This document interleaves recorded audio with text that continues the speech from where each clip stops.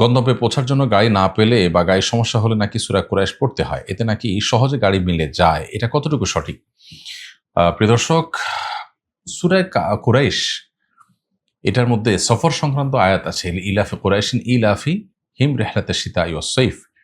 এখানে কুরাইশ এর লোকদেরকে যে আল্লাহ তাআলা বছরে দুটি সফর বা দুটি ট্যুরের পরিবেশ এবং সুযোগ করে দিয়েছেন নিরাপদে, যার মাধ্যমে তারা তাদের ব্যবসায়িক কার্যক্রম পরিচালনা করে, এজন্য আল্লাহ তাআলার কাছে শুকরিয়া আদায় করার জন্য আল্লাহ নির্দেশ করেছেন। বাস এখানে দুইটা সফরের দুইটা ট্যুরকে সেফ আল্লাহ তাআলা করে দিয়েছেন, দুইটা ট্যুর আদায় করার দুইটা ট্যুর করার সুযোগ আল্লাহ দিয়েছেন, সেই কথা আল্লাহ বলেছেন।